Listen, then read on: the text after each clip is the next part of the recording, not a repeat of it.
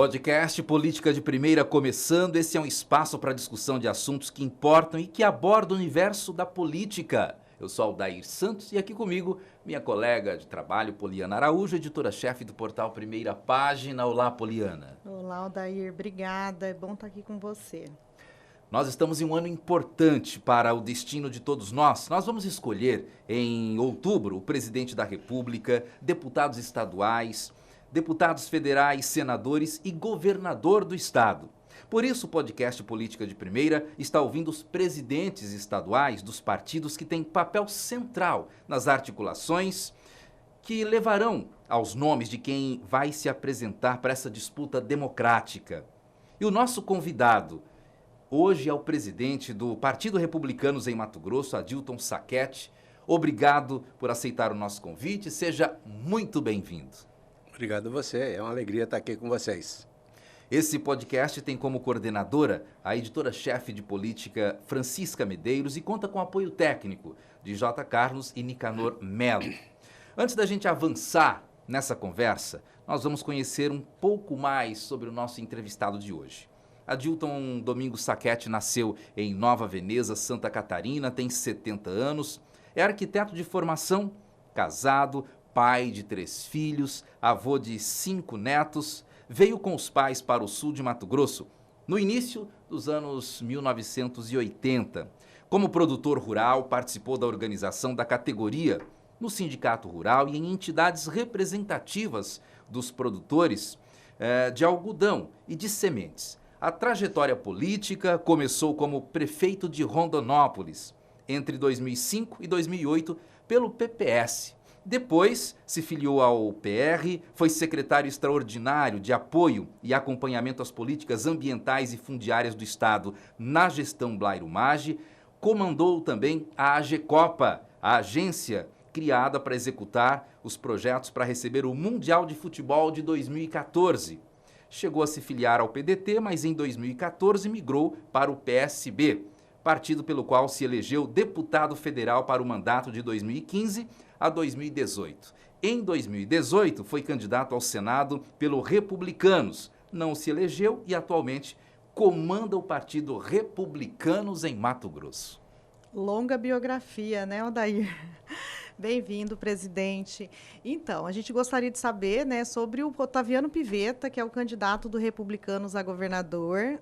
O senhor acha que ele já sai na frente dos outros candidatos por ser vice-governador aí quase 8 anos, né, por quase 8 anos, e aí ele ainda deve assumir a vaga, né, a cadeira de governador agora nos últimos meses de 2026. O senhor acha que ele já sai na frente, que ele já está em vantagem? Eu não posso dizer que ele está em vantagem. Essa história de porque esteve no cargo está em vantagem é relativo. O que a gente tem como afirmar é o trabalho que o Pivetta fez. A sua postura, as suas atitudes, a sua convicção política, isso sim ele tem e tem demonstrado. Os outros candidatos estão fazendo a sua parte, cada um buscando o seu espaço. Então não há grande frente para isso. Claro que a hora que ele assumiu o governo, a projeção que ele assume passa a dar a ele uma condição diferenciada. Por quê? Porque ele vai estar em contato direto nas decisões que o Estado vai tomar no período que ele for governador. Isso dá uma vantagem, sim, dá um alicerce para ele fazer a sua campanha, mas não é isso que vai dar a eleição a ele. A eleição vai ocorrer com trabalho, com a sociedade entendendo o seu jeito de governar e avaliando aquilo que a gente quer para o Estado, uma continuidade nesse desenvolvimento.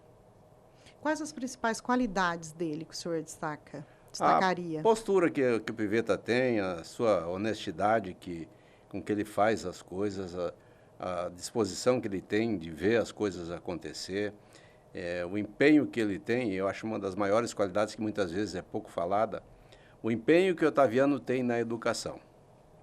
Talvez nos últimos tempos é o governador ou o vice-governador que mais se empenhou na educação do nosso Estado. E se há uma coisa que muda a vida das pessoas, é a educação. É só a gente olhar onde é que está o melhor IDEB do Estado. Isso já traz o Otaviano Pivetta para um outro patamar, porque o melhor IDEB do Estado está na região onde ele foi prefeito, lá em Lucas do Inclusive, Rio hoje, as Verde. indicações para a SEDUC é o Otaviano que faz. Né? Exatamente. Ele trouxe essa vontade de mudar a vida das pessoas através da educação desde quando ele foi prefeito. E ele, dentro do governo, Mauro Mendes, onde ele mais tem atuado é na área da educação. Aparece pouco, porque tem um secretário, e é esse que está na linha de frente fazendo todas as ações, e a equipe dele, né, a equipe da Secretaria de Educação, mas ela é pensada e é gestada junto com o Pivetta. Ele que está liderando esse processo, e eu acho que essa é a maior qualidade que ele tem, pensar nos outros através da educação. Ele tem demonstrado, presidente, essa energia para uma disputa desse tamanho a governo do estado, né, que é diferente, por exemplo, de um prefeito de um município. Há comentários, inclusive, entre a base, de que ele não tem demonstrado tanta energia, tanta força para encarar esse desafio. Como é que isso tem fundamento? Nenhum, não há nenhum fundamento nessa afirmação. O Pivetta é uma pessoa muito diferente no sentido de ser reservado, de não ir para a linha de frente. Não é uma pessoa que só pensa na política, pelo contrário, ele pensa na gestão. Claro que a gestão, para fazer a gestão, tem que ter o ganho político, tem que se eleger, tem que ter o voto. Mas ele sempre se preocupou mais em fazer, e ele entende que as pessoas observam o que é feito, sabe distinguir. E isso é uma característica que ele tem. Ele acha que as pessoas sabem distinguir o que é feito, como é feito, quais são a postura que o gestor tem, o que ele faz para fazer as transformações. Então, realmente, ele não é uma pessoa da política tradicional, do tapinha nas costas, daquele momento que vai lá só para fazer política.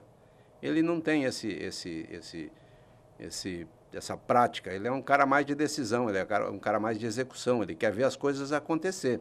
Ele quer ver a estrada chegando, ele quer ver o hospital sendo construído, ele quer ver uma boa saúde, ele quer ver uma boa educação. E essa é a diferença que eu vejo no Pivetta. É uma pessoa focada, que quer o resultado. Ele não fica prometendo e não entregando, ele fica fazendo. Outras lideranças partidárias que vieram aqui, né, no nosso podcast falaram que pela primeira vez deve haver segundo turno para governo. O senhor acha que existe essa hipótese, considerando aí os nomes, Wellington Fagundes, Natasha, Jaime Campos, além do próprio Pivetta? Tem ainda muita água a passar embaixo da ponte para a definição dos nomes. Então, ainda é prematuro falar vamos ter segundo turno. Como é que vai fazer as alianças finais? Como é que vai fechar essas alianças? E essas alianças só vão fechar no último prazo, não é agora. Então, nós não podemos pré-julgar já o que vai acontecer. Claro que eu não tenho bola de cristal. Se eu tivesse, eu diria para você, vai ter ou não vai ter. E isso não é agora que vai acontecer. Tem que esperar ver a consolidação das chapas individuais de cada partido, a coligação que vão fazer para fazer a majoritária, os candidatos a senadores de todos aqueles que querem disputar, aonde vão se alojar, em qual candidato a governador que vão se alojar. Então, eu acho prematuro tecer qualquer comentário nesse sentido. Eu esperaria mais próximo, para ter, então, já o alinhamento de quem vai estar junto, porque eu não consigo ver o Jaime Campos ficar longe dessa administração. Ele esteve dentro o tempo todo. Tem secretário que era o secretário pessoal dele, que é secretário de Estado. Então, eu não vejo, que não vai ser candidato? Eu não vejo ele ficar longe dessa administração. Ele poderá ser candidato, mas dentro desse grupo. Eu vejo dessa forma. Adilton. Tá? Claro que é uma opinião pessoal minha. Tem que esperar lá na frente para ver o que vai acontecer, para ver como é que fica esses posicionamentos individuais de cada um. Porque todo mundo tem seus interesses, todo mundo tem suas posições políticas. E estão trabalhando agora, é hora de trabalhar e cada um abrir o seu espaço para, na hora da decisão, dizer, eu tenho isso aqui, para ficar contigo eu preciso disso. E ele seria candidato a quê, presidente? Não, ele tem espaço de senador garantido dentro da chapa com o Mauro, né? O partido dele e o grupo no qual nós estamos discutindo, eu acho que não teria a menor dificuldade de tê-lo como nosso candidato ao Senado. Então, é questão de esperar para ver o que vai acontecer. Ainda eu acho prematuro essa discussão. Outra discussão é a questão de vice, né, Aldair? Acho que todo mundo quer saber quem seria o vice do Pivetta. Também isso é um arranjo político, que tem tudo a ver com o arranjo nacional, que tem tudo a ver com a composição aqui. Infelizmente, o nosso sistema partidário é muito fragmentado. E ele não é um sistema onde está baseado em ideologia pura e baseado em um grupo fechado. ele é um grupo individual, cada um tem seu grupo. Vamos olhar os partidos hoje nacionais, cada um tem seu grupo. Você pega o PSD, tem o grupo do PSD liderado pelo Kassab. Você pega o Republicano, tem o nosso grupo liderado por Marcos Pereira. Você vai para o PL, tem o grupo liderado por Waldemar da Costa. E assim vai. Tem que esse grupo se definir. O que o senhor acha da Janaína ser candidata Pois a é. vice, ser vice, né, na Eu não- chapa eu não do... Eu ia perguntar nessa composição que o senhor disse que muita coisa vai acontecer ainda, o MDB nessa composição e o nome da Janaína, como a Poliana está colocando. Como seria essa composição? Eu não consigo dizer assim, dessa água eu não bebo. Não posso falar isso, porque não depende de mim. A Janaína tem seus méritos, é uma pessoa que luta, que abre seu espaço, que tem um peso muito forte na política do Mato Grosso. Isso ninguém pode negar. Ela é trabalhadora, é operante, faz acontecer. Poderia ser um nome para vice, por exemplo, do Pivetta? Tem N nomes de vice do Pivetta, ela é um deles.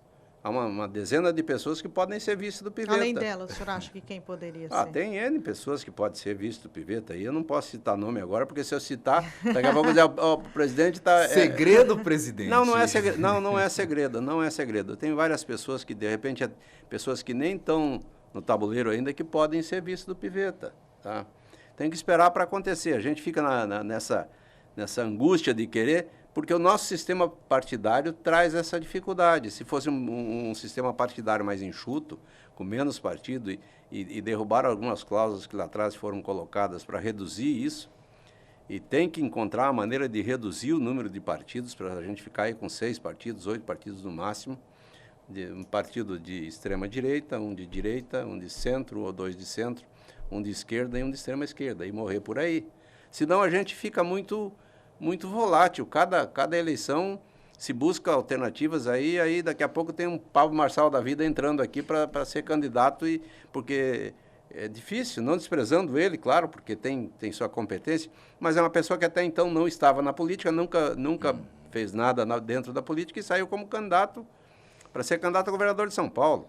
Olha como é que é esquisito esse sistema montado. Tem que encontrar caminhos para a redução do número de partidos. Com isso, a gente vai começar a ter mais fidelidade partidária, e aí sim as pessoas vão ter que trabalhar dentro dos seus partidos, observando uma hierarquia dentro do partido. A pessoa, para chegar no topo do partido, ele tem que ter passado por algumas etapas, e hoje não precisa isso, ele pode pular direto lá em cima. E o Republicanos também está tentando se fortalecer, né, e com novos nomes para deputado federal, estadual. O Juarez Costa vai vir para o Republicanos. Já está certa a filiação dele? Como é que eu vou te dizer que está certa se isso só se define no último dia? Mas as conversas já tem. Conversa tá conversado. Claro que se conversa que tem. Claro que se conversou, mas aí... Mas é a palavra.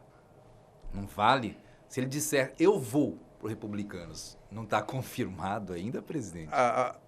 Olha, a política, infelizmente, muitas vezes a palavra que a gente dá na política, a gente não consegue cumpri-la, por condicionantes que fogem ao teu desejo. Você quer fazer e depois lá na frente tem um obstáculo tal que você não consegue ultrapassar. E aí você não consegue cumprir o que você falou. Isso a gente já viu acontecer, e depois acontece coisas, é só olhar para trás aí, não vou citar para não citar nomes para ninguém ficar melindrado, mas a gente vê que tem coisas que fogem ao controle da pessoa. E o Neri Geller? O Neri Geller é filiado ao Republicano já faz tempo. Sim. Ele é candidato e é filiado ao Republicano. Vai ser candidato a deputado federal? Federal, claro, deputado federal. O Juarez, a gente tem conversado, tem demonstrado vontade de vir para o Republicano, a gente tem conversado sim com ele, mas eu não posso dizer o Juarez vem para o Republicano, porque não é impositivo isso. O próprio Juarez tem toda uma situação que ele está... Eu não sei como é que fica dentro da saída dele lá, isso depende dele, da condição dele, os arranjos que vão ser feitos, que ele vai avaliar se aqui é o melhor lugar para ele. Claro Seria que a gente saída procura... do MDB vindo para o partido, né? Para o Republicano. Sai do MDB e vem para cá, mas isso tem influências lá em cima, porque ele é deputado. Ele é deputado federal. Ou seja, ele tem cargo, né, já hoje. Claro, tem todo um arranjo lá em cima que tem que ver como é que fica no final isso. Nós estamos torcendo e trabalhando para que ele venha. É um bom nome, soma com o partido, faz o partido ter a certeza que a gente tem um deputado eleito. Nessa disputa aí de busca de nomes e reforço do partido, para federal, o nome do Leonardo, do Acácio, né, que é vice-prefeito de Acácio, Sorriso. vice-prefeito de Sorriso. São possíveis nomes para federal? Não, são candidatos, são nomes do partido que tem definição que serão candidatos. Esses serão candidatos.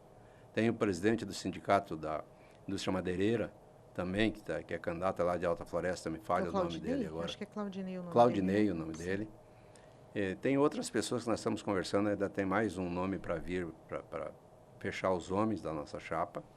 E as mulheres ainda, essas você não vai saber quem são, porque não vou ditar Nenhum nome, ainda? nenhum. Não, Já tem sim. Confirmado? Confirmado. Tem. Mas nesse momento, há uma pressão, se eu citar nomes de mulheres aqui, como mulher tem poucas na política e deveria ter mais mulheres, se equilibrar com os homens a quantidade de pessoas participando da política, se citar nomes aqui... Infelizmente ainda é baixo, né? Vão atacar, todo mundo vai em cima, que fulana nos ajudaria na chapa, então vai todo mundo lá atrás dela. E mulher hoje tem uma facilidade, mulher tem mais... A Maísa Leão é uma delas, né? Que deve ser candidata a deputada estadual. Estadual, pode ser federal, pode ser estadual. Tem vários nomes aí. E o senhor vai ser candidato? Não, eu não pretendo ser candidato. Eu só seria... Nunca mais? Seria candidato se fosse, em último extremo, para ajudar o partido, que eu tenho um compromisso com o partido de fazer um federal, no mínimo um. Vamos trabalhar para fazer 2. Mas um federal, a gente quer a certeza que vai ter esse federal. E trabalharemos para isso. Mas do jeito que está encaminhando a chapa, é muito provável, se tivermos competência de pedir o voto, de sair na rua, de somar, de fazer uma segunda vaga. Mas aí depende do nosso trabalho.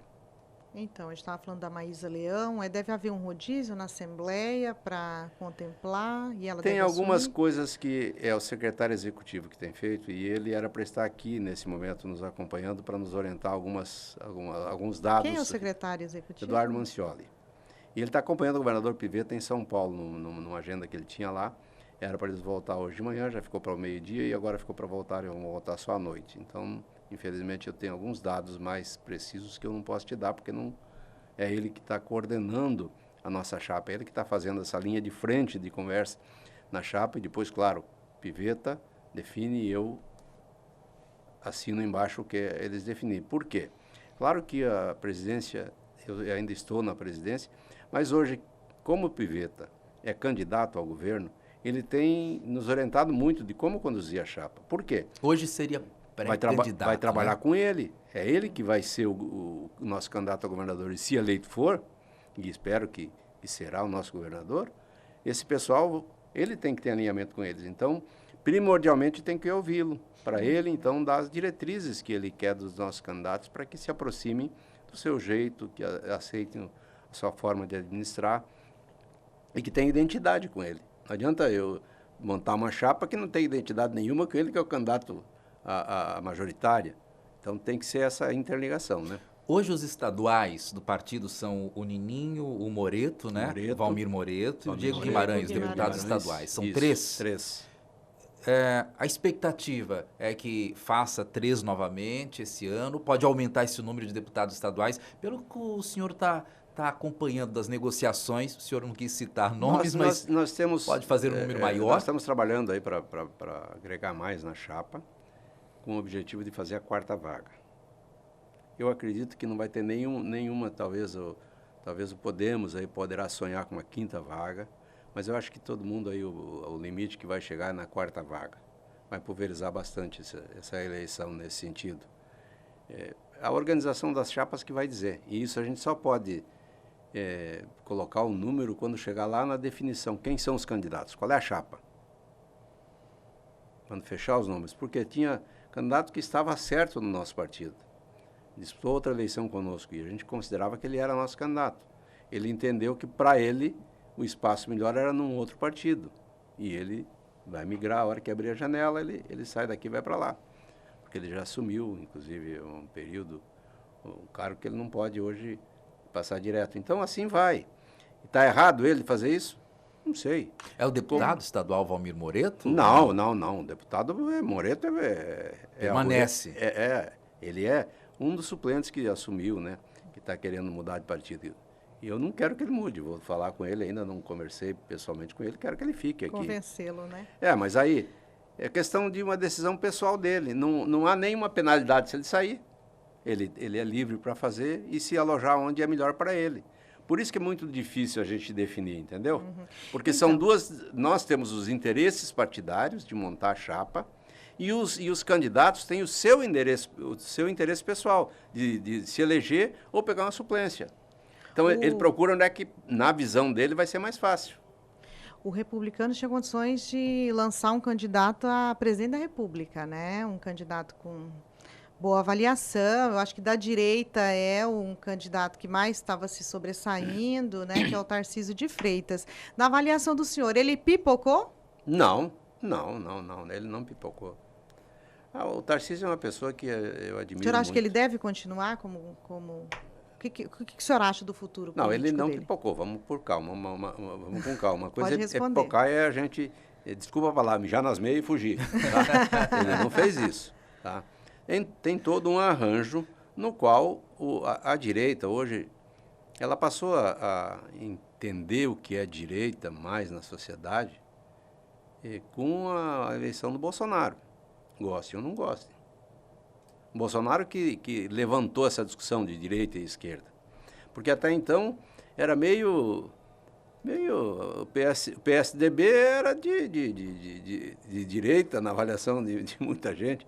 O PSB... Mas era mais de centro. O PSB, que é um partido que lá atrás era o Partido Comunista Brasileiro, né? extrema esquerda. Tá? Quando eu fui para o PSB, eu fui por causa do Eduardo Campos, por causa do Mauro Mendes, por causa da visão que tinha esse pessoal, que era mais de centro.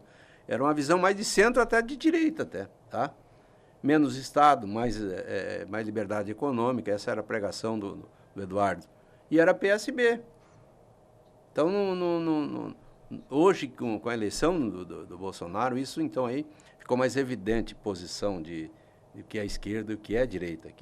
Não havia esse esclarecimento para a sociedade. Pois bem, com isso tudo, o Bolsonaro então passou a ser o grande líder da direita. Goste ou não goste, ele é a pessoa mais forte que tem dentro da direita. Mas ele não pode, né, se candidatar. Hoje ele não pode se candidatar, mas ele tem a influência dele. Assim como o Lula tem a influência dele na esquerda. Ninguém sobrepõe o Lula na esquerda, mesmo querendo, não vai sobrepor. E o Bolsonaro não é diferente. E ainda mais o Tarcísio, que o Tarcísio tem o espaço político que tem dentro com o apoio do Bolsonaro. Quem fez o Tarcísio político foi o Bolsonaro. Eu conheci o Tarcísio como, quando estava deputado na FPA, como nosso assessor. Ele assessorava a Comissão de Transporte, tá?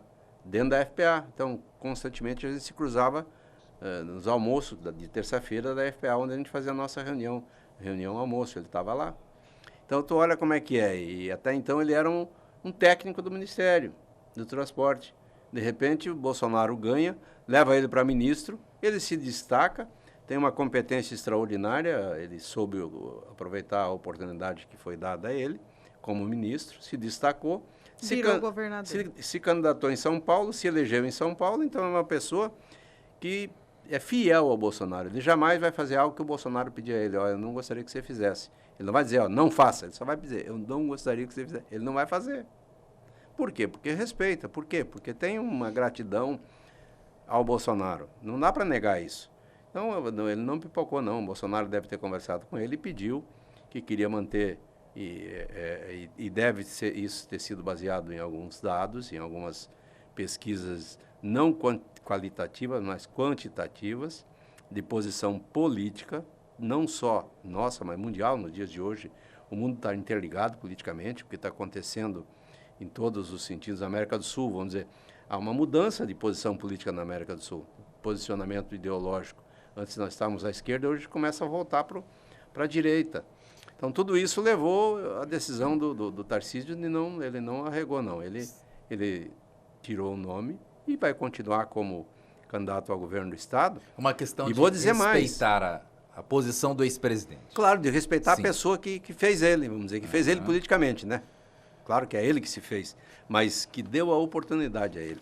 Eu quero aproveitar e falar com você que acompanha sempre que o nosso podcast de política, sempre entrevistas muito interessantes. Você pode e deve compartilhar esse conteúdo. Então, pegue o link do nosso podcast de política e mande aí no seu grupo de amigos, mande para todas as pessoas que você conhece, distribua esse link para todo mundo. Fique à vontade e compartilhe o quanto você quiser esse nosso conteúdo aqui do podcast Política de Primeira. Fique à vontade para fazer isso.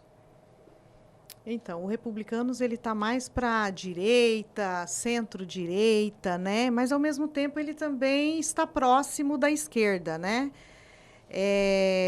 O senhor não acha que tem uma briga entre discurso e prática? Inclusive tem cargo, né, no governo do PT. Governo do presidente Lula. Exatamente. Silvio Costa. Silvio Costa Sim. Pai. Foi colega Ministro, né? É ministro. Não, Silvio Costa Pai. Ah, o pai. Quando eu fui deputado, quando eu estava deputado, Silvio também era deputado. E o Silvio era um dos radicais do PT, linha dura do PT. Mas uma pessoa que aceitava muito conversar. Ele é do diálogo. E todas as vezes que a gente tinha um Só problema... para a gente entender, presidente, o Silvio Costa Pai, ele era o pai do atual ministro, Do né? atual ministro, Silvio Costa Silvio Filho, Costa Filho. De Portos e Aeroportos. Portos e aeroportos. Só para a gente contextualizar, para entender por que tem essa dualidade dentro do partido. O Silvio veio para o partido.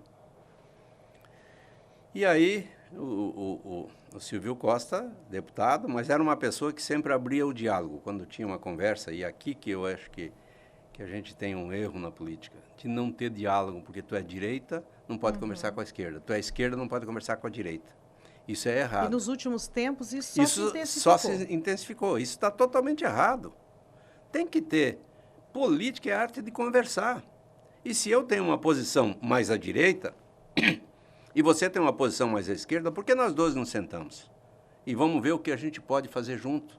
Tem coisa que eu posso aceitar à esquerda. Tem coisa que a esquerda pode aceitar da direita. E a gente chegar no meio termo e chegarmos para uma construção conjunta no país. E o país somos todos. Não adianta dizer que o país é só a direita. Não adianta querer que seja só a esquerda. Porque todos queremos que o país dê certo. Esse é o maior objetivo. Pois bem, o Silvio, quando assumiu dentro do partido, o Silvio falou, ó, eu entrego o cargo, ele era o presidente estadual, no estado dele lá no Pernambuco. Eu entrego o cargo para ser, meu pai conseguiu que eu seja ministro, junto toda a influência que ele tem com o presidente Lula. Eu vou ser ministro. E o partido entendeu que não tinha que expulsá-lo do partido. Deixa ele lá. Ele entregou o partido, não tem mais decisão no partido, mas está lá. É uma pessoa que contribuiu com a construção do partido, trabalhou para organizar o partido, para agregar o partido. Então, não dá para desprezar. Esse rótulo de partido fisiológico que está em todos os governos, independente de ideologia, desde de direita ou esquerda, né? Desde 2005, a criação, o partido sempre está presente nos governos. Vamos olhar, o senhor acha que não é justo esse rótulo? Claro que esse rótulo não dá para ser falado. Até outro dia o PL estava junto com o PT. Então, e aí? Como é que a gente explica isso? Como explicar isso para o eleitor, presidente? Como é que se explica isso? Vamos lá. Aqui, ó, eu, junto com o Republicano, me associei na época, eu fui como candidato ao Senado, junto com o Hélito Fagundes. E na sua composição de apoio tinha o PT. E tinha o PCdoB. Partido Comunista. E aí, então? Aí viramos todos bandidos porque tinha A ou B ou C na chapa? Não. Eram pessoas que estavam filiadas àquele partido. Quando você falou aí das minhas filiações, tem que entender o que houve, por que eu mudei de partido. Eu me elegi pelo PPS. E depois o PPS começou a tomar posições mais à esquerda e o Blairo se elegeu governador e migrou para o PL. Tá? E aí, eu com o Blairo sempre tivemos uma relação de proximidade, migrei junto com ele para o PL. Depois que saí do PL, fiquei no PL um tempo, quando eu vim para o PDT, junto com o Otaviano Pivetta, junto com o Pedro Táxi, havia um projeto, que era a eleição do Pedro Táxi, em PDT. E aí, estamos no PDT, mas não dá, está todo mundo no PDT, temos que fracionar para ter gente distribuída em outros partidos, para a gente agregar mais partido na aliança. Ok, Fabinho e eu fomos para o PSB, onde estava já o Mauro Mendes, tá? E nessa época tinha o candidato a presidente da República, que era o Eduardo Campos, que mostrava uma posição diferente, não tinha mais radicalismo e tudo mais. Fomos para lá. Depois de lá, vim para o republicano, por quê? Pela condição de quando teve a reforma trabalhista, votei favorável à reforma trabalhista. E o nosso partido, na época, mostrou que não aceitava quem votou favorável à reforma trabalhista, eles queriam nos expulsar do partido. Tanto eu quanto a deputada Tereza. Aí o senhor mudou, migrou. Não, aí a gente entrou numa contenda bastante pesada na época, para não ser expulso, e eles nos deram a carta de saída do partido para a gente procurar onde fosse. Eu vinha para na época, DEM, né? Vinha para o DEM. Pois bem, você vem para o DEM, tem Jaime, tá todo mundo aqui, o Fabinho foi para o DEM também. Vamos ficar todo mundo no DEM, o Mauro também, estava indo para o DEM, que depois virou União. Você vem para esse partido aqui. Vem para o republicano, que você vai ajudar a agregar o republicano dentro desse grupo aqui. E assim foi feito. Então, a migração partidária é mais por conveniência da disputa do que por ideologias. Essa é a realidade no nosso país, pode observar. O senhor chegou até a colocar um projeto, quando federal, de homenagem ao Miguel Arraes, não foi? Para colocar o nome dele na história de Heróis da Pátria. Esse projeto o senhor foi coautor desse projeto na época, né? O senhor não participou? Não. Porque o Arraes era uma liderança forte de esquerda também, sim, né? Era uma liderança forte de esquerda e foi quem consolidou o partido aqui, né? O Miguel Arraes foi quem consolidou o PSB. Quando da sua refundação no Brasil, né? O senhor foi prefeito de Rondonópolis, né? É de Rondonópolis. Na última eleição, o senhor apoiou o Thiago Silva e quem acabou ganhando foi o Cláudio. Que o senhor avalia? Como é que o senhor avalia aí a gestão dele até agora? Ele está quebrando alguns paradigmas da cidade. Eu acho que, na minha opinião, muito TikTok, mas está trabalhando bastante também. Tem muito TikTok, o senhor disse que ele se muita dedica muito às redes sociais? Muita exposição, e isso... Conversa pelas redes sociais. Na minha maneira de ver, ele se expõe desnecessariamente, porque quem fala demais dá bom dia para cavalo. E tem coisas que muitas vezes não acontecer, não é aquilo que você imaginou. Surgem problemas que se alteram, e aí o cara já falou a opção de coisa. Então, acho que nessa hora um pouco de silêncio e mais reservado, só dá a parte geral, é melhor do que continua dando a impressão que ainda estamos em campanha. A campanha passou agora. Mas esse é um perfil de muitos políticos, de muitos prefeitos infelizmente hoje. Não, né? Não é infelizmente. Essa é uma situação que ainda a gente não está 100%, não absorveu isso. Talvez no futuro vai ser todo mundo assim, sei lá. Não sei como é que vai ser. Nós estamos aqui hoje num podcast que até pouco tempo atrás não tinha isso. Não havia essa oportunidade, não tinha essa ferramenta de difusão de ideias e de informação, né? Mas além do TikTok, o Cláudio Ferreira, que hoje está no PL, né? Como prefeito de Rondonópolis, ele está trabalhando, tem tomado algumas medidas importantes? Tem tomado medidas, inclusive amargas lá. Ele tem feito... Surpreendeu positivamente o senhor? Até agora ele está me surpreendendo. Mas também está dentro do que a gente esperava, do que ele prometeu. Ele ainda só não está surpreendendo daquilo que ele prometeu, que não está entregando. O senhor falou de medida amarga, o que o senhor citaria? Os radares agora. Ele coloca os radares na cidade e eu vejo que é uma medida que vai impactar. Hoje, nesse momento, todo mundo está falando que é importante colocar os radares, só que a quantidade de radares que foram colocadas, daqui uns dias vai começar a gritaria. Por quê? Muito radar? Indústria da multa. Indústria da multa. Goste ele ou não goste. A gente tem em Rondonópolis uma coisa que precisa sim mudar. Os acidentes de trânsito. Há um trânsito muito violento em Rondonópolis. Muito violento. Muito. Então, eu não sei se só o radar... Tinha que ser feito, além do radar? A educação de trânsito. Não vai mudar da agora para amanhã. É a educação de trânsito, é botar os amarelinhos para a sua função original, que era de fiscalizar o trânsito.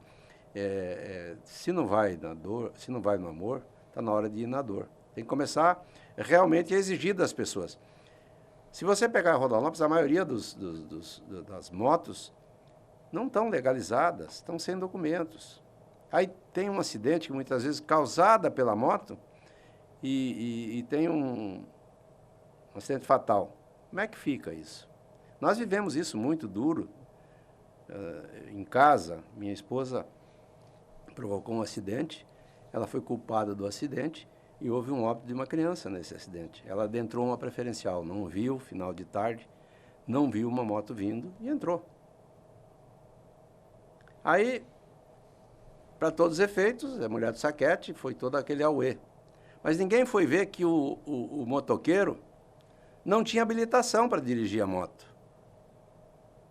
O motoqueiro colocou uma criança de 2 anos sem nenhum equipamento de proteção em cima da moto. Em 3, ele, a namorada dele e o filho dele. Isso está dentro dessa ideia de Então, um trabalho de educação claro, no trânsito. então se ele tivesse cumprido as leis de trânsito, mesmo com o erro da minha esposa, que adentrou uma preferencial e não percebeu, pela condição que tem lá, é difícil de perceber que aquilo é preferencial, não tinha acontecido nada. Tinha acontecido um acidente banal de amassar uma moto e amassar um capô do carro. Olha como é que fica, dependendo do ângulo que você olha o acidente, no primeiro momento parece que ela fez tudo errado e, na realidade, houve um erro de avançar uma preferencial. E isso todo mundo está sujeito. Por qualquer motivo, você pode perder um segundo de distração e adentrar numa preferencial. Aproveitando que o senhor está falando desse assunto, como é que está esse caso hoje, esse processo? Tudo liquidado, tudo... Já finalizado. Não ficou nada para trás. Foi indenizado o que tinha que se indenizar, quem tinha que indenizar, a mãe da criança. E a madrasta e o pai foi segurado até o último momento, porque, na realidade, os caras queriam dinheiro, forçando uma indenização alta, vieram pedindo valores estratosféricos, coisa de milhões para indenizar. Como que se a vida tivesse preço. Ninguém, como é que uma mãe sai de casa e vai com a intenção de fazer qualquer ato, ainda mais com uma criança, ainda mais Lidiane, minha esposa. O jeito que ela ama a criança, o jeito que ela é apaixonada por criança, jamais, né? Então, se distorceu muito e se misturou política nesse acidente. Era um acidente, naquela semana, um amigo nosso também teve um acidente fatal. Saiu um rodapé de página lá com o nome dele e acabou. E o nosso ficava todo dia, por quê? Figura pública. Alimentado pela candidatura do Zé do Pátio, que a turma dele não... agora o Saquete não sai, candidatos, e vão para cima, né? E vieram para cima, realmente. Mas esqueceram que por trás tinha a Lidiane e fizeram ela sofrer muito com essas agressões, sabe? Mulher de Saquete, assassina, criança. Ainda mais com as redes sociais, né? Ela é uma pessoa ligada. A Lidiane tem 350 mil seguidores, gente. É uma Saquete, influência. Falando um pouco da história do senhor, como arquiteto recém-formado, o senhor começou a trabalhar com o ex-governador Blairo Maggi, né? Empresário do agro. O senhor começou a atuar na área de construção, foi assim que começou o seu trabalho profissional aqui em Mato Grosso. É uma amizade que vem desde a infância, essa amizade com o ex-governador Blairo Maggi? Sim, nós crescemos na mesma cidade, nossas casas Era a mesma cidade? Eram próximas, esquina e sobre esquina, uma casa Todos de uma, de casa Rondonópolis. de outra. Tudo de Rondonópolis tem uma profusão de produção de pessoas que Lideranças. na política aí, aqui no Mato Grosso grande, porque... Então, desde a infância vocês se conheciam? Sim, nos conhecíamos, fomos estudar fora, fomos estudar em Curitiba, na época do 2º grau. No 2º ano que nós estávamos lá, 3º ano, digo, o pai do Blairo comprou um apartamento, nosso pai comprou no prédio, no mesmo conjunto, no bloco A e o bloco B. Então, e o mesmo apartamento era o 101, 101. Então, tem uma ligação pessoal muito forte com eles. A gente sempre trabalhou muito próximo por estar ali, crescemos juntos, nossos irmãos também cresceram juntos. Essa história continuou aqui em Mato Grosso, porque Viemos teve junto. projeto de cidade, Tanto é sapezal, que eu falei né? para vocês que eu morava na casa que o Blairo morava quando mudou para Mato Vocês moraram Grosso. na mesma casa aqui? Sim, eu morei na casa do Blairo. Como o Blairo veio, ele e a Tere vieram direto para cá, e eu vim e ficava na casa deles, fiquei 6 meses morando com eles. Depois, então, em julho, meus filhos nasceram em abril, maio. Em julho a gente veio embora definitivo. A minha esposa veio me visitar aqui e falou, ou tu vem, ou tu fica definitivo aqui. Ou tu nos traz, ou... Então, o senhor Amigos e participou compadres, Sim, então, né? muito Sim, não, eu próximos. fui padrinho de casamento dele, ele foi padrinho do meu casamento, ele é padrinho do meu filho, então tem toda uma proximidade É familiar. padrinho político também? O senhor considera ele seu padrinho político? Não considero padrinho político, porque a gente construiu a política junto. A gente construiu a política junto.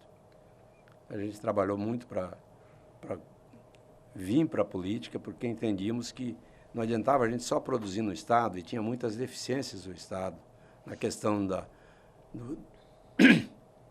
na questão da atividade que a gente desenvolvia. Então, era interessante ter um cunho político, ter alguém que conduzisse ou se aproximasse da política, que pudesse fazer as influências que a gente precisava. As pessoas não tinham noção do que era a necessidade do agro, de estrada, de infraestrutura, de impostos que incidiam. Desculpa. Que foi algo que o Blairo Então, focou o muito, Blairo- né, no o Blairo governo dele, essa questão Trabalhou das muito estradas. isso. E isso vem até hoje acontecendo. Você quer um exemplo aí? É o FETAB. Começou com o Dante de Oliveira e foi feito junto com o Dante, conosco. Na época, a gente estava do lado de cá, mas influindo na política.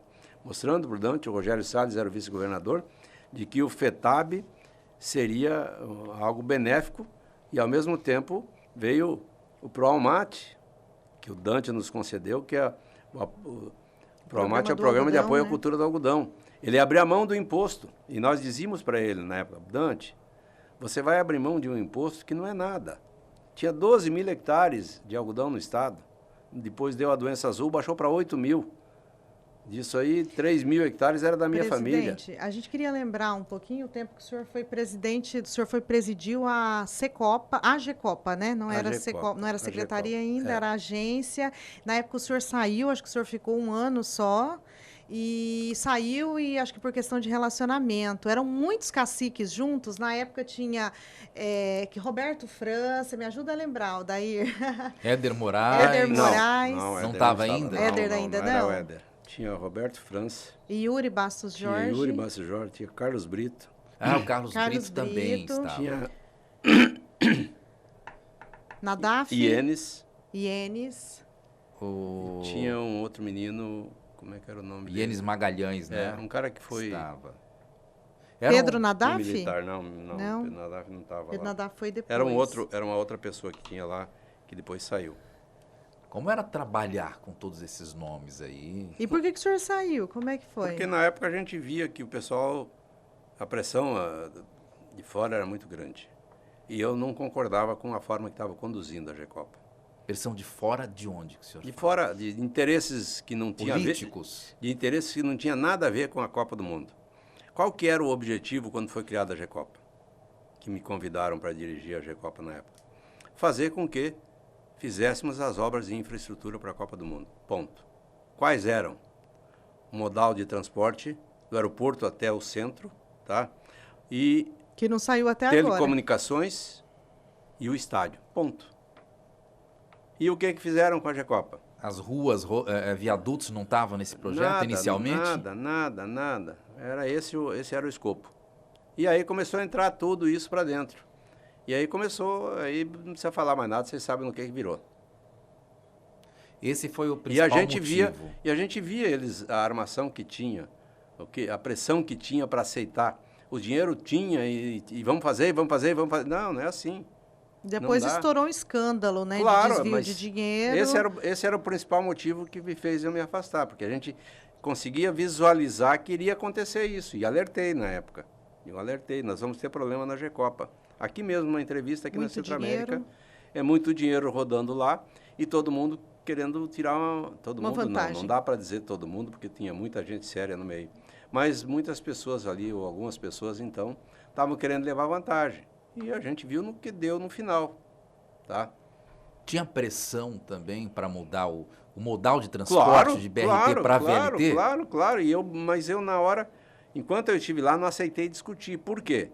Todos os dados que nós tínhamos, na época, dava a inviabilidade econômica no VLT. Não tinha viabilidade econômica. Então, para que a gente entra num projeto que não tem viabilidade econômica? Talvez hoje, com as novas tecnologias, com a energia solar que tem aí, que na época o maior custo era a energia solar. Essa era a energia solar, a energia elétrica, né, para rodar. Hoje, talvez pudesse pensar em baratear isso, mas na época não tinha como fazer. E veja bem, a gente tinha um projeto originalmente de 200 e poucos milhões do BRT. Aeroporto, Paiaguás, ponto. Depois, por influências políticas, levaram então para levar até o Cochipó. quase que dobrou o tamanho. Quando foi assinar esse convênio, de 280 foi para 430 e pouco, ou 450 Quase e pouco. dobrou. Quase dobrou. 400. Depois, quando foi o VLT, 1 bilhão e não sei quanto, e não sei quanto, nem sei quanto foi. Tá? Mas eu não aceitava discutir por essas premissas. Então, eu fui muito pressionado para ouvir, para... Pediram para o senhor sair? Deixa o cargo? Alguém pediu? Não. O senhor que se sentiu pressionado mesmo? Eu chamei, um dia eu visitei o Blairo e falei, Blairo, vai acontecer isso. Tchau, estou saindo. Eu vou esperar até a tua eleição. Porque se eu sair agora, eu crio um fato político que pode criar embaraço para você. Você não tem culpa comigo, não me deve nada, não tem nada que eu desabone eu lá. Então, eu vou ficar até dia da eleição. No outro dia, eu saio. A eleição foi dia 3, dia 4 de manhã, 8 horas da manhã, eu estava na margem entregando uma cópia da minha demissão. Está aqui, Blair, a minha cópia, eu vou lá no Silval agora. Fui lá no Silval, eu cheguei lá, eram umas 10 horas da manhã, ele foi me receber 6 horas da tarde. Mas esperei ele me receber. Está aqui, Silval, muito obrigado. Estou indo embora. Obrigado pela oportunidade. O senhor ficou chateado com tudo isso ou não? Passou? Não, claro que você fica chateado. Você tem sonhos de fazer um trabalho bem feito e, de repente, começa a ver que tem muitos interesses por trás e você não consegue realizar o trabalho se não seguir aquela cartilha que está pré-desenhada. Você se sentiu aliviado depois de deixar? Ah, mas e como? Porque era muita pressão. A pressão era muito grande, com gritaria muitas vezes, até uma ameaça. Eram políticos que faziam essa pressão, presidente? Não vou citar nome, mas tinha pressão de tudo quanto é lado ali. Muitas obras não foram concluídas, né? Tem obras até hoje aí, né? Porque não era a função da Recopa fazer essas obras. Esse foi uma das grandes brigas minha. Nós temos uma função, agência da Copa do Mundo. É a Copa do Mundo que nós temos que fazer. Estádio, telecomunicações e mobilidade do aeroporto até os hotéis e dos hotéis até o estádio. Ponto. Nada mais que isso.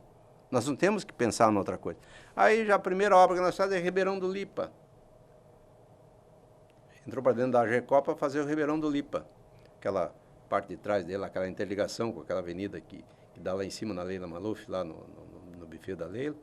Ali embaixo, aquela parte interna, tudo ali. Não tinha nada a ver com Copa do Mundo aquilo ali e caiu para a Recopa executar. Então, começou a desvirtuar a função que era da agência.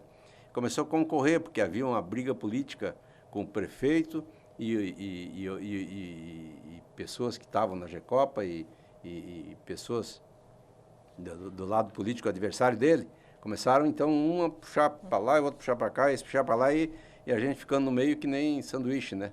Pão de um lado, pão do outro, e ali é o presunto no meio. Difícil, né? De administrar, né? Não deu, para mim não deu. Por que a Arena Pantanal não cumpre a função dela até hoje? O senhor tem falado sobre isso, né? Qual a sua opinião? A Arena Pantanal, ela... Na época, a decisão de Copa do Mundo aqui, tem que haver um estímulo para que ela seja usada. E não tem esse estímulo hoje. A Arena está lá, grande, um negócio grandioso, altíssimo. Um custo alto e praticamente parada. Nós não temos um time, precisaria ter um time na primeira divisão constante. Quando o Cuiabá esteve na primeira divisão, até teve uma ocupação com a vinda dos coisas. Mas não tem, é público. Se fosse um palco particular aquilo lá, eu acho que teria. Mas o Brasil em si tem essa dificuldade. Você olha todos os estádios do Brasil, tem essa dificuldade. Vamos olhar Beira-Rio, vamos olhar o estádio do Grêmio, tomando esses dois que esses a gente... Por ser colorado, eu falo mais. O senhor tem uma proximidade maior com esses times? Frequentei muito esse estádio do Beira-Rio, mas está lá, o Inter endividado até o pescoço, o Grêmio... Os únicos dois aí que parece-me que não estão com dívida é Flamengo e o Palmeiras, que consegue ter uma vida melhor. O resto está todo mundo no mesmo balaio. Então, é um problema que o nosso país tem. Não é só Cuiabá. Mas é triste de ver uma obra bonita daquela, assim, pouco utilizada, né, com pouco resultado. E isso aí é uma coisa clara. Quando eu estava prefeito, o Blairo tinha mandado um dinheiro para nós fazer um ginásio de esporte em Rondonópolis. Eu não fiz o ginásio de esporte. Pedi para ele que eu iria alterar o destino desse recurso. Por quê? Nós tínhamos o ginásio de esportes Sim. dentro lá e tínhamos feito 6 quadras de esportes nas comunidades.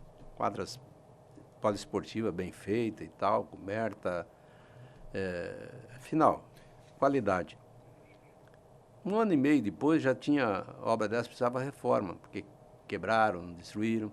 E O nosso ginásio era subutilizado. Digo, para que nós vamos fazer mais um ginásio se o ginásio é subutilizado? Não havia necessidade. E isso é só, se eu fosse um político da tradição política, claro que eu teria feito o ginásio, porque dá voto, Sim. dá para você fazer um discurso político grande. Mas traz resultado para a sociedade? Não trouxe. Não traz. Não trouxe.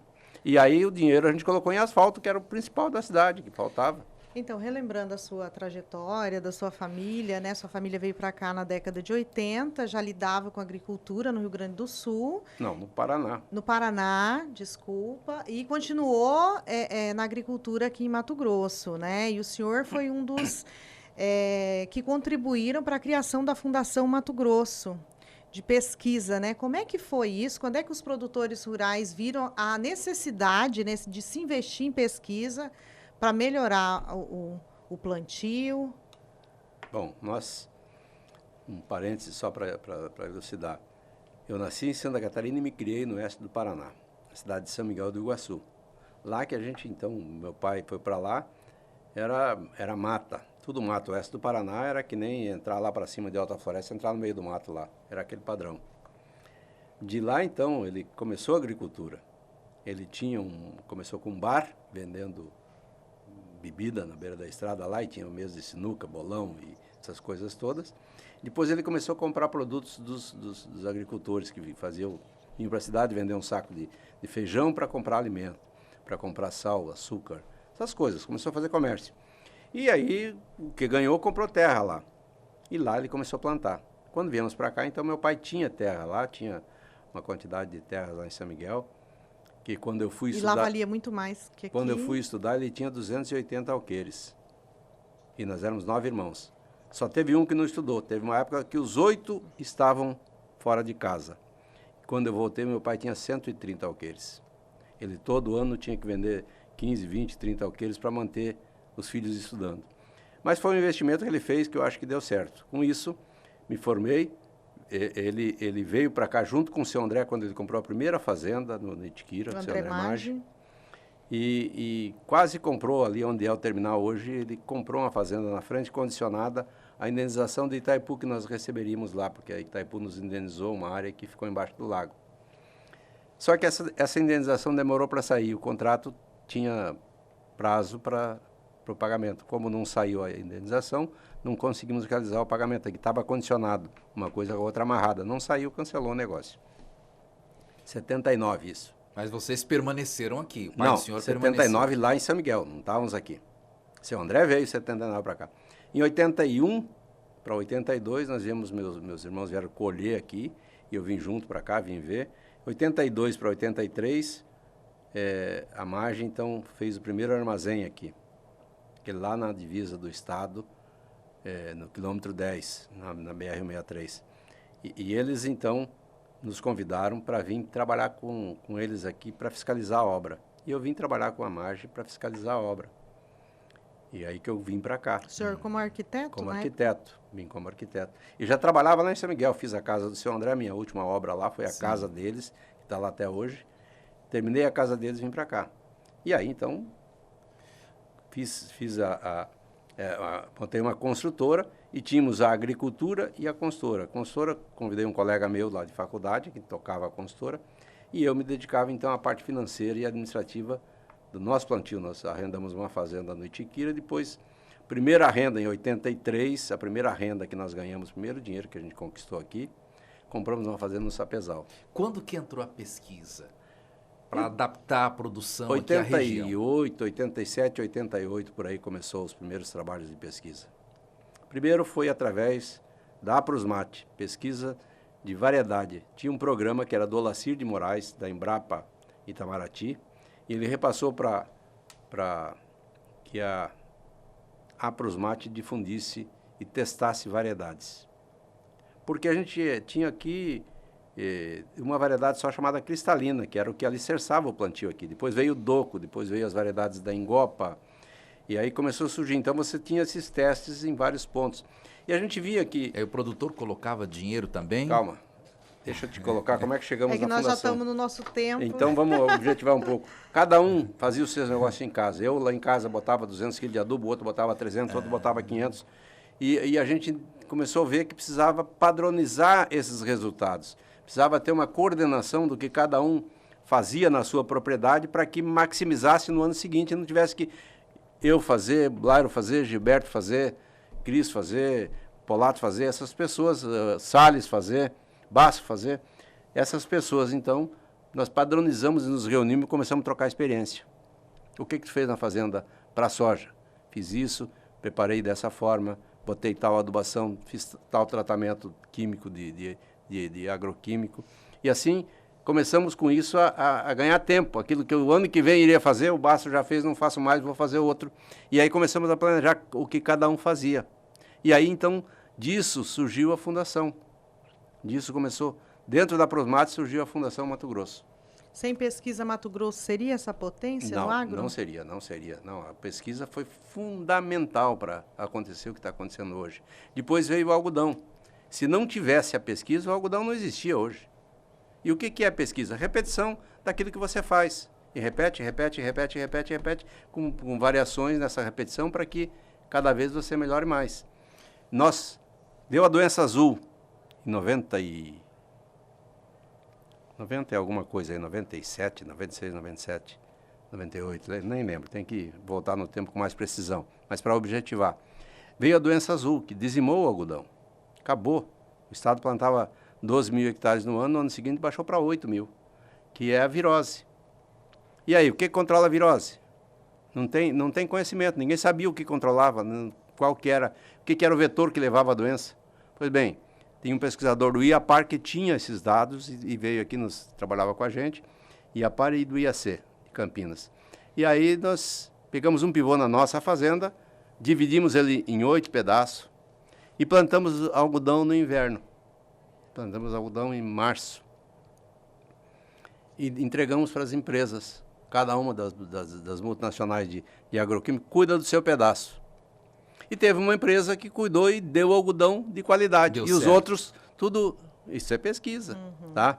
E aí se descobriu que tinha um produto que estava guardado, já estava na prateleira, que ninguém mais usava, ele de tão antigo que era, que controlava o pulgão, que era o vetor da doença. Pronto, controlou o pulgão, viabilizou o algodão. No ano seguinte, colhemos e aí logo em seguida veio o ProAlmate, que o Dante nos deu, aquele incentivo, e em poucos 3 anos nós estávamos plantando 200 mil hectares de algodão. Então a pesquisa fez essa revolução e continuou fazendo. Total. A pesquisa trouxe para nós aqui, o IMA hoje, nós temos variedade hoje de 450 arrobas no campo, 450 arrobas por hectare. Que é o Instituto Mato Grossense, né? Instituto Mato Grossense do Algodão, que está tudo interligado, tá? Começa tudo lá dentro da Prosmate, isso. A Prosmate que foi a gestora de tudo isso. Então, de 180 arrobas com um rendimento de 36, 38% de pluma, você tinha 180 arrobas, vezes 0,38, você sabe quantas arrobas de pluma você vai ter. Nós fomos para 450 arrobas com rendimento de 42%, 44% até tem variedade que dá. Então, o que é isso? Pesquisa. Feito aqui no Mato Grosso, não veio de fora. Foi o IMA que fez. Foi a Fundação Mato Grosso também que fez, através do seu melhoramento genético. Então, tudo isso é trabalho da pesquisa. Vamos para a reta final, Poliana. A gente quer saber um pouco... acabando.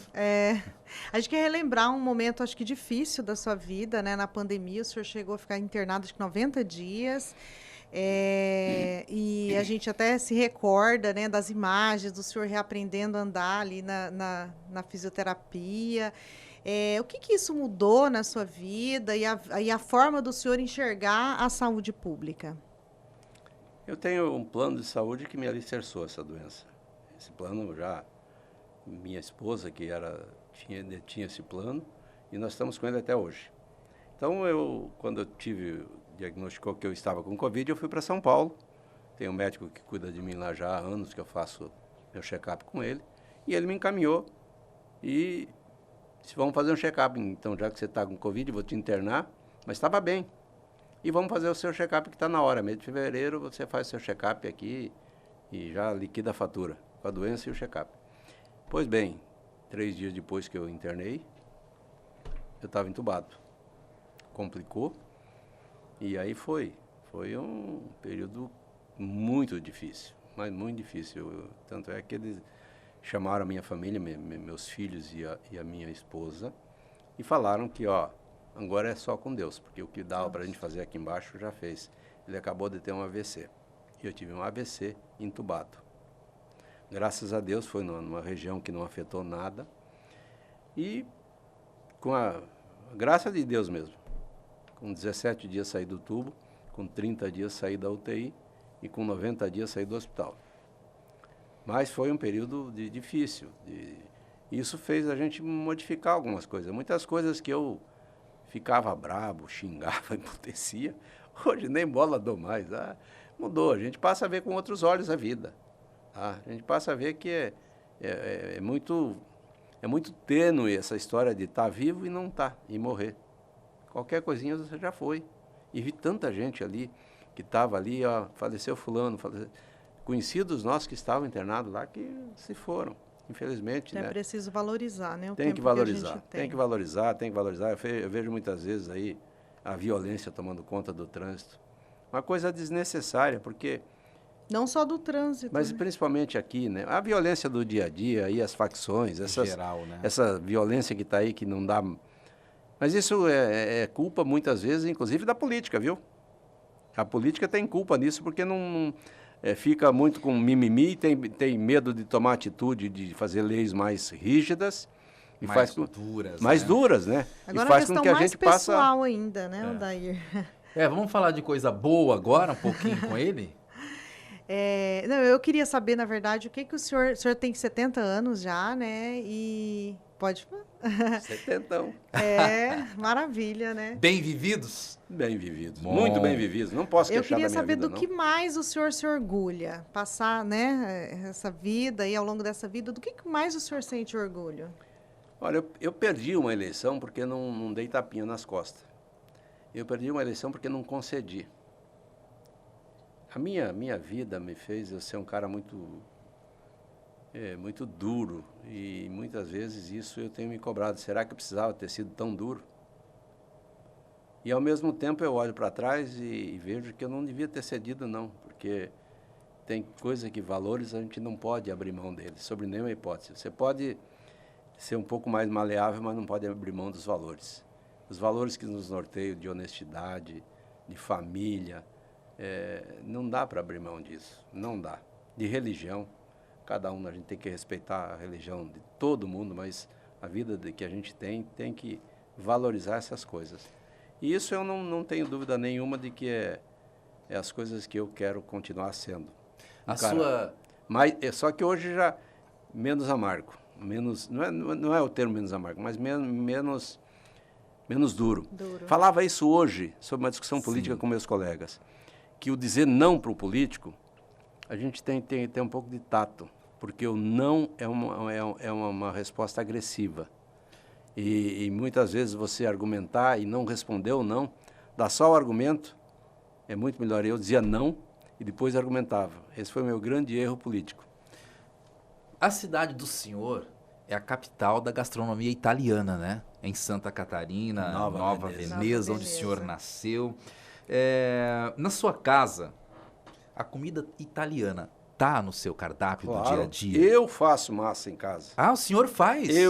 Lidiane faz também, mas eu faço a massa que nós comemos lá em casa. Que descoberta nossa, o senhor que prepara. Eu preparo a massa, eu faço a massa. Quebro os ovos, dou tempo de descanso da massa. A senhora aprendeu com a família ou a senhora aprendeu Não, aprendi ao longo de casa, da vida? vendo a mãe fazer, cortando com a faca, enrolando, espichando no cabo de vassoura, que não tinha muito equipamento na época, né? Espichava no cabo de vassoura e enrolava, cortava com a faca, fazia um talharim caseiro e bom demais. Massa tem que ter, então, no cardápio massa, todo churrasco, dia. Faço churrasco, gosto de um churrasco. A gente já está caminhando para o final, né, Odair? Eu queria saber qual o livro de cabeceira do senhor. Eu soube que o senhor é um leitor voraz, gosta bastante Já de li ler. muito. Hoje faço muito na minha cabeceira sudoku ou sudoku, como queiram falar. Isso sim, você vai lá, em todo lugar que eu vou, eu tenho um livro de sudoku junto. Tá? O que é isso? É um jogo de números para estimular a memória. Então, não leio mais. Faz tempo que eu não leio um livro, tá? Comprei esse dia um livro, um autor, aquele que... Ui, tem disso também, tá? A gente já chegando na idade... Fica tranquilo. Falha quando você tem pressa em buscar o nome, ele não vem, tá? Tem que mudar de assunto, daqui a pouco volta. Então, comprei esse livro, está lá, ali 6 páginas, está marcado, já faz uns 6 meses que está lá. Não tive disposição de voltar a ler. E eu lia esse autor, assim, eu acho que todos os livros que ele lançou. Tá? É de origem, esse jogo é de origem japonesa, esse jogo que o senhor falou? É, sudoku. Bom. São 9 linhas, 9 colunas, e você tem que botar os números de 1 a 9 em caixinhas com 9 números. Tem no celular, se você entrar, você vai ver. Esse te desperta teu raciocínio de forma aberta e ampla. E aí, ó, para essas falhas de... Bom, e da agora para frente vai acentuar, isso é natural. Sim, tá? bom tempo. A gente tem que entender que chega numa hora... não é Alzheimer, não. Todo mundo chega num período da vida que ele começa a ter... começa a falhar a memória. As caixinhas não abrem na hora. Depois, passado um tempo, o nome é tal, é fulano de tal, aí volta. Mas... fazer o quê? É assim o jogo mesmo. foi bom para o senhor dar essa entrevista ótima aqui hoje no nosso podcast. E nós estamos chegando ao final desse bate-papo, que foi muito bom. E para finalizar, a gente tem um quadro que chama Bate-Rebate. É algo bem rápido, para a gente descontrair um pouquinho nesse final. Eu vou falar alguma palavra, alguma frase, e o senhor vai responder o que vier na mente, o que significar para o senhor isso que eu vou dizer. E eu vou começar nesse nosso bate-papo falando com o senhor sobre... no seu perfil, cabe a palavra rabugento ou sincero? Qual palavra dessas cabe melhor? Eu sou mais a segunda, sincero. Sincero. Eu não dou volta no toco quando tem que falar, não. Seu lazer preferido? Pescar. Pescaria. Eu adoro. Blairo Maggi. Meu amigo. Política pra quê? Para contribuir com a sociedade. Nós vivemos numa sociedade onde a gente tem que participar. Presidente Lula. Foi importante para o nosso país, bananeira que deu cacho. Dinheiro. É importante que todos tenhamos oportunidade de ganhar dinheiro. Wellington Fagundes. Amigo meu lá de Rondonópolis tem sua história feita na política. Uma música. Tem tantas músicas, eu não tenho uma que marca assim como minha música. Gosto de música gaúcha, gosto de música eletrônica, sou meio eclético em música aí. Uma nota de 1 a 10 para o ministro Carlos Fávaro da Agricultura. Eu vou te dizer uma coisa sobre o Fávaro, que ruim com ele, pior sem ele. Mauro Mendes. Ruim com ele por questão política, tá? Na pessoa dele eu não tenho nada contra o Fávaro. Mauro Mendes foi um grande governador, mudou a história desse estado. O que quero esquecer? Essa tragédia que houve na nossa vida, minha mulher, que eu quero esquecer, isso aí machuca cada vez que lembra. Bonifácio e Quintina. Um casal maravilhoso, maravilhoso, que lutou assim muito pela vida. E nos deu ensinamentos valiosos que outro dia eu não sabia. Me dá um parênteses. E minha mãe falou: Adilto, quando você nasceu, nós não tínhamos nada em casa. E eu peguei as camisas velhas do teu pai, cortei as mangas compridas, porque na época eu trabalhava na roça, era tudo camisa manga comprida, para fazer as suas fraldas. E na época se embrulhava uma criança que ele ficava duro, que era um cepo, né? Se enrolava com faixas.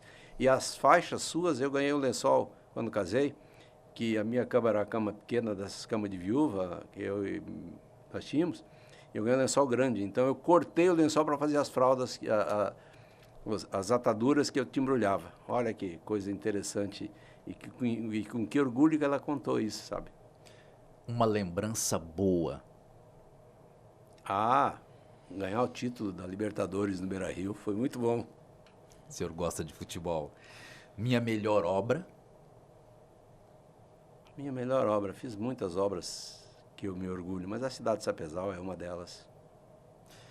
Poliana Araújo, foi longo, mas foi bom esse bate-papo de hoje com Adilton Sacchetti, presidente do Republicanos em Mato Grosso. A gente está encerrando aqui o nosso podcast. Ficamos muito agradecidos pela sua vinda, pela sua presença aqui. Muito obrigada. Obrigada, Aldair. Obrigada, presidente, pela sua disponibilidade, pela sua franqueza, informações. Obrigada. Obrigado, Aldair. Obrigado, Poliana. Foi, para mim, também uma alegria grande estar aqui com vocês e poder conversar um pouco da nossa vida, da nossa história e do momento que a gente vive na política. Nós precisamos, sim, discutir mais política, com transparência, com franqueza, porque tudo é feito através da política. Uma sociedade, ela é regida pela política. Se a gente não discutir política, vem esses aproveitadores que a gente está vendo aí e querem eles assumir a política. Está na hora de as pessoas que têm compromisso com a sociedade botar a cara, vir para a política. Muito obrigado. Obrigada. Tchau, tchau. Claro.